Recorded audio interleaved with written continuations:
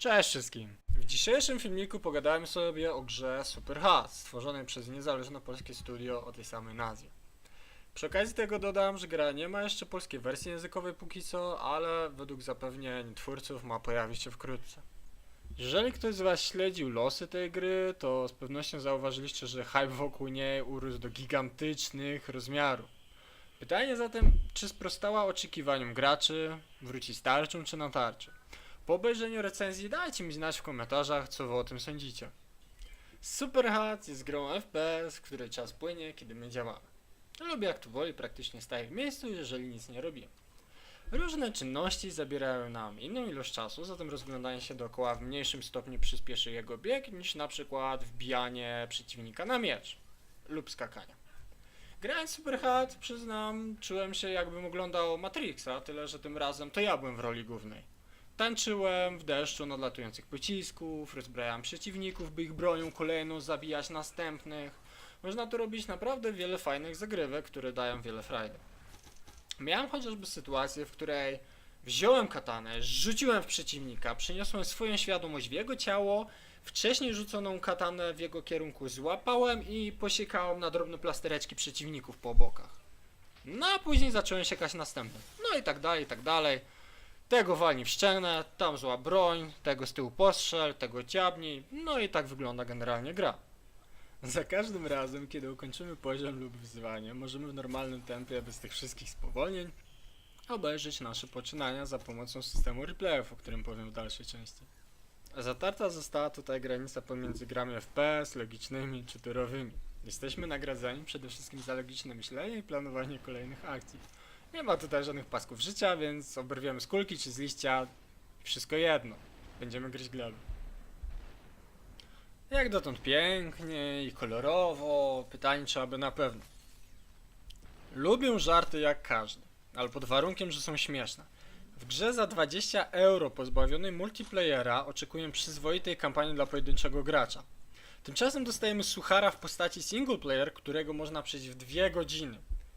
2 godziny. I to tylko pod warunkiem, że naumieracie się sporo. Fabuła, o ile można to tak w ogóle określić, to błyskające na naszym ekranie od czasu do czasu słowa, czy niby czat, na którym rozmawiamy. Twórcy starają się nam przedstawić pewną koncepcję, czy nawet nas ostrzec, ale o ile sama idea nie jest zła, na pewno nie jest odkrywcza, to wykonanie pozostawia wiele do życzenia.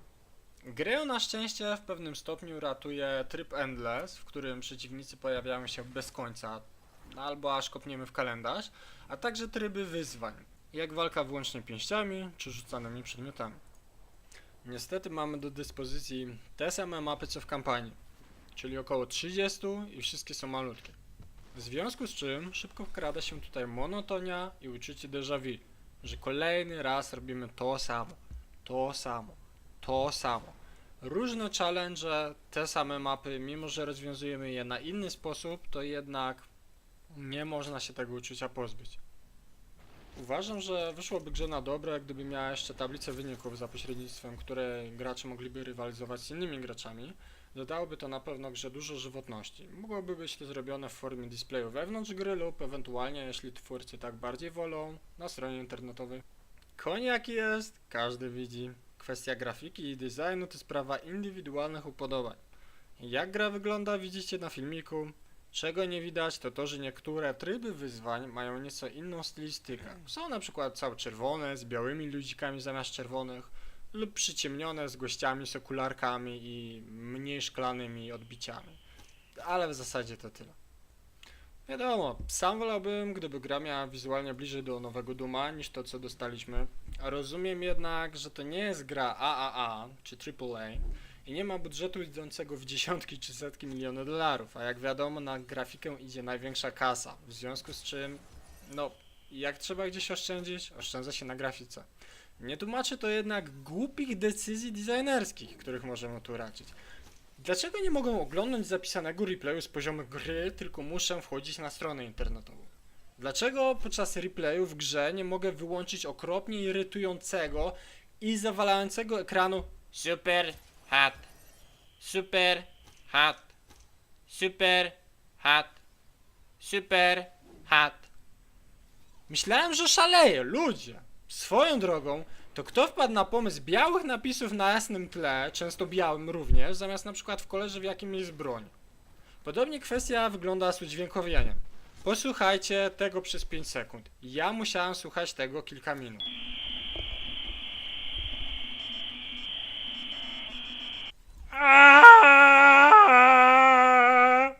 Aż się zastanawiam, czy to nie jest jakiś bug. Summa summarum, gra jest innowacyjna i nad pozostałych FPS-ów, co to na pewno, ale równocześnie jest bardzo uboga w zawartość. Kampania jest nijaka, multiplayera nie ma, tablic żadnych leaderboardów nie ma, jest masa niedoróbek, bugów, a także złych, irytujących elementów, jak chociażby wspomniane super HUD, dźwięki, albo jeszcze inne, których na pewno uraczycie. Są też problemy z wydajnością, zauważalne przy małych ruchach z użyciem klawiszy WASD. W mojej ocenie grze jest bliżej do produkcji w fazie alfa niż do pełnoprawnej gry. Zbyt dużo brakujących elementów, które mogłyby ją znacznie uatrakcyjnić, w związku z czym daję grze ocenę 6 na 10. Uważam, że lepiej zaczekasz, aż gra będzie za 10 euro lub będzie miała miejsce jakaś promocja. Równocześnie uważam, że jest to na tyle ciekawa koncepcja, żeby mieć na oku studio Superhot i ich przyszłe produkcje. I ja z całą pewnością życzę im dużych sukcesów. Dajcie mi znać w komentarzach, co wy myślicie o Superhot. Jeżeli myślicie, że recka była wam pomocna, to zachęcam do lajków i subowania, a jeśli nie, to do trollowania. Do usłyszenia.